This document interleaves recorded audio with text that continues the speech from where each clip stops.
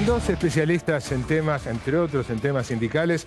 Ana Natalucci es doctora en Ciencias Sociales, investigadora del CONICET. Gracias por venir, Ana. Gracias. Y Sebastián Echemendi es politólogo, ¿no? Es politólogo, fue asesor del ministro Carlos Tomada en el gobierno anterior. Actualmente es investigador de la Universidad de Itela. Gracias, Sebastián, por venir. ¿Qué tal? Buenas noches, gracias por invitarme. ¿Qué ven de interesante en el rol que está jugando el sindicalismo en general, pero para focalizar en la CGT en este periodo? Me parece que el principal cambio que veo no tiene que ver necesariamente con la cuestión del paro o con la cuestión de la negociación con el gobierno, sino una cosa que pasó hace poco, que es un encuentro con la CETEP, que es la Confederación de Trabajadores de la Economía Popular, y cierto reconocimiento de la CGT de que representan un sector bastante acotado de la clase trabajadora y están haciendo un esfuerzo en ese sentido. Y respecto de...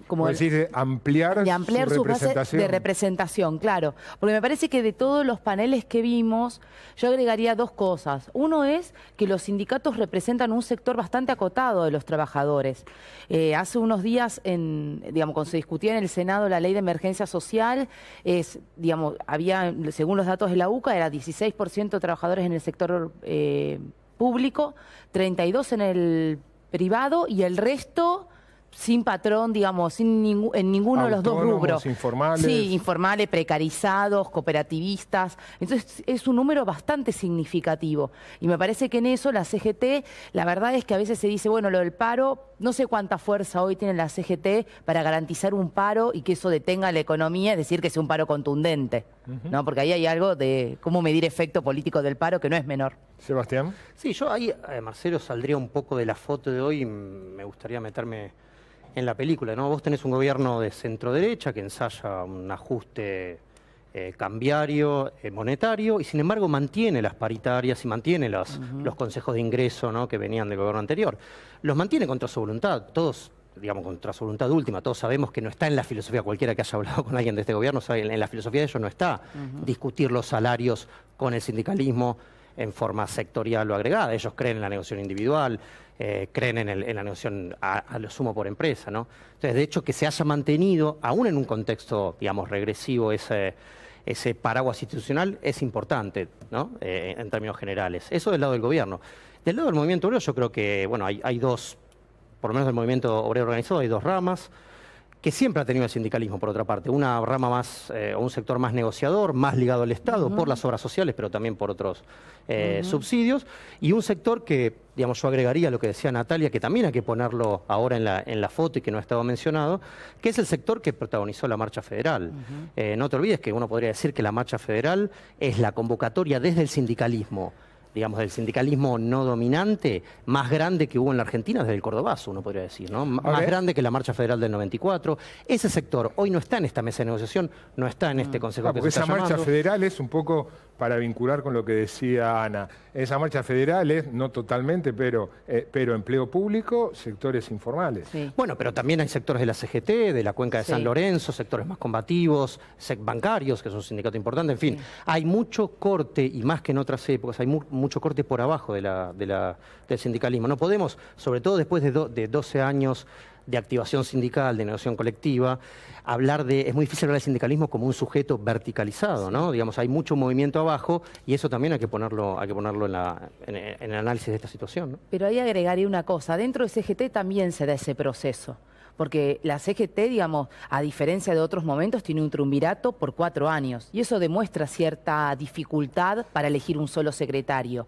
Hay una fuerte fragmentación y cuando uno escucha a los dirigentes, lo que se observa es que hay estrategias muy distintas, tanto respecto al gobierno como más allá de los esfuerzos que hacen Smith, Acuña y Daer por mostrar unidad, se nota que hay mucha diferencia. Queda en evidencia, no son lo mismo. No, evidentemente el sindicalismo, el dominante del triunvirato, forma parte, como decía, de una ala más negociadora.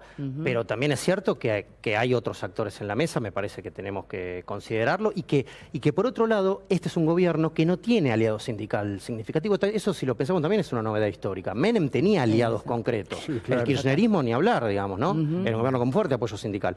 Este es el primer gobierno, diría, desde el alfonsinismo, y el alfonsinismo al menos al principio metió alguna alianza con algún ministro. Acá lo que está logrando el gobierno es alinear los distintos sectores con los matices que señalaba Natalia, pero está creando un frente de clase en contra, y eso es muy complicado para un gobierno. Con Jerónimo Venegas como un poco la excepción pero es que confirma la insignificante, regla. digo, tanto Barrio Nuevo, digamos, uno podría decir muchas cosas de la CGT actual en el sentido del triunvirato, pero está claro que son opositores, digamos, al gobierno en términos políticos. Sí, ¿no? en términos de oposición política y de apuesta política para las elecciones del año que viene también. Dejo pendiente para después, tengo que hacer ahora otro breve corte. La pregunta que había hecho José antes, ¿en qué medida incide el modo, el reunionismo, como dijo José, el modo, el tratarlos, el recibirlos, de alguna manera, ¿no? Del gobierno para aplacar la forma, ¿no? Después un breve corte.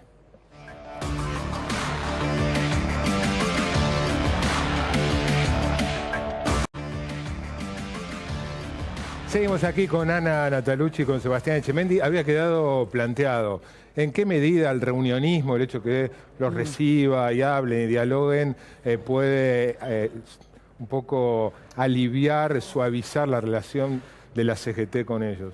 A ver, digo, es política y esas cosas en política siempre inciden. Ahora, yo creo que inciden, pero no hacen milagros, digamos. Un reunionismo puede dilatar algo, pero no puede cambiar situaciones estructurales. Así que me parece, digo, evidentemente, si en el gobierno anterior, digamos, vos tenías el salario real estable y pleno empleo, ahora tenés pérdida de 15 puntos de salario real, digamos, y no tenés pleno empleo, sino tenés baja empleo, algo incide. Ahora, me parece que con eso solo no vas a ir a ningún lado, especialmente en esta situación de activación del movimiento obrero, que me parece que es importante, Marcelo, señalar. Esto no es el 89, esto no es el 2001, digamos. Acá venís de 12 años de activación sindical y eso está presente en toda esta situación. ¿Ana? Sí, y no venís de una crisis, agrego a eso, no venís de una crisis económica que servía como disciplinador. Yo lo que diría respecto del reunionismo, me parece que sí dilata cierta situación con la CGT, no así con la conflictividad sindical a nivel de gremio, que es elevada, ¿no? Porque está todo como muy concentrado en el paro general de la CGT, que sería importante, digamos, dado la brutal transferencia de ingresos de los sectores populares a las clases más altas, pero sí es cierto que a nivel de las bases y de algunos gremios la conflictividad es muy elevada. Entonces eso de alguna manera puede servir también de presión para que la CGT de alguna manera en algún momento ese reunionismo no alcance. Me pregunto, ¿no? ¿Cuánto hubiese cambiado la relación Cristina-CGT, Cristina-Moyano, con la misma política y otros modos? Pero bueno, una pregunta contrafáctica, imposible de demostrar. Por último, ¿creen que después del miércoles la CGT va a definir fecha de paro general o va a dar marcha atrás? No, yo creo que el paro no va a tener fecha finalmente y que en todo caso lo que va a pasar es, algunos gremios están convocando una marcha para el 28 de octubre y lo que va a pasar es algo así como pasó en la marcha federal, que gremios de CGT se enganchan en esa marcha que está convocando la CTA, las dos CTA. Yo creo que esta unidad, digamos, de la CGT precaria va a dejar de ser eso, unidad, y va a ser aún mucho más precaria si no hay una medida en los próximos tiempos, en el corto plazo, ¿no? Recordemos que sigue planteado el paro por parte de las dos centrales de trabajadores, ¿no? Sí. Por supuesto. A los dos, gracias por venir. No, gracias a vos.